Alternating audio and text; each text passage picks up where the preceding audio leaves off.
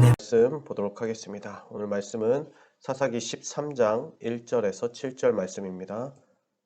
이스라엘 자손이 다시 여호와의 목전에 악을 행하였으므로 여호와께서 그들을 40년 동안 블레셋 사람의 손에 넘겨주시니라. 소라 땅의 단 지파의 가족 중에 마노아라 이름하는 자가 있더라.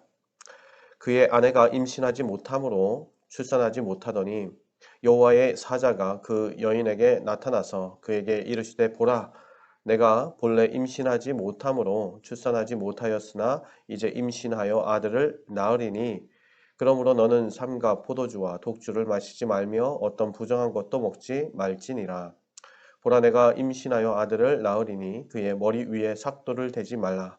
이 아이는 태에서 나옴으로부터 하나님께 바쳐진 나실인이 됨이라.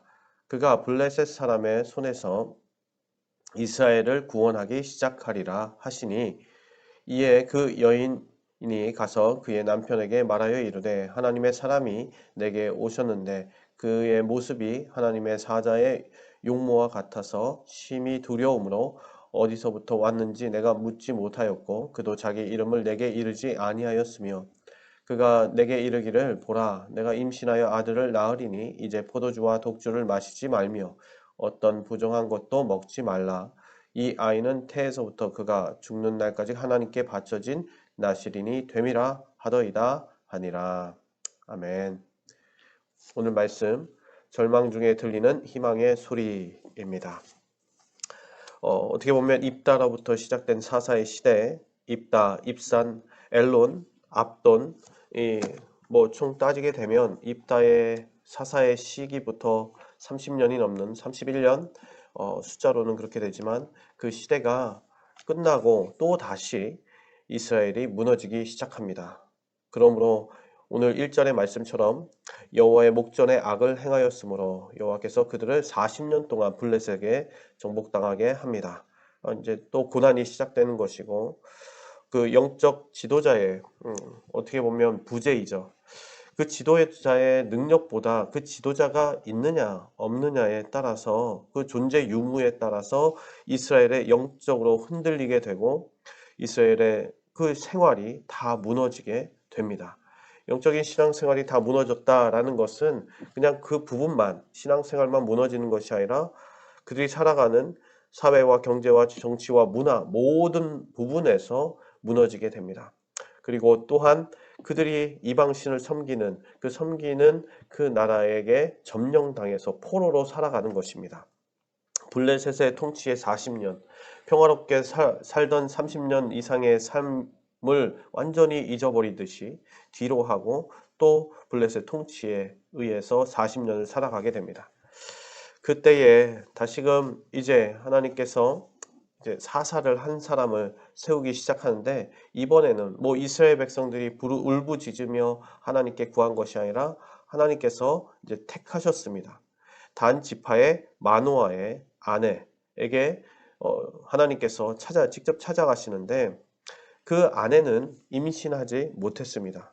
어떻게 보면 절망 가운데 사회적인 분위기나 이스라엘 백성의 어둠의 시간이기도 하지만, 이 개인적으로 이 한 여인에게도 임신하지 못한다라는 것도 절망일 것입니다. 그런데 그때에 하나님께서 그 여인을 부르십니다. 그 여인에게 희망의 메시지, 즉 복음의 메시지를 전하십니다. 내가 임신하여 아들을 낳을 것이다 라는 것입니다. 엄청난 소식이죠. 은혜와 축복의 메시지입니다.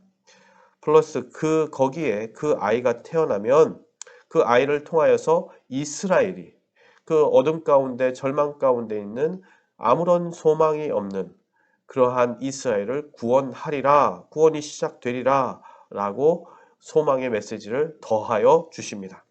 어떻게 보면 그 여인의 절망 가운데 있었던 여인에게 개인적인 소망을 주셨지만, 그 개인적인 소망을 뛰어넘어서 이스라엘의 소망의 메시지를 주셨습니다.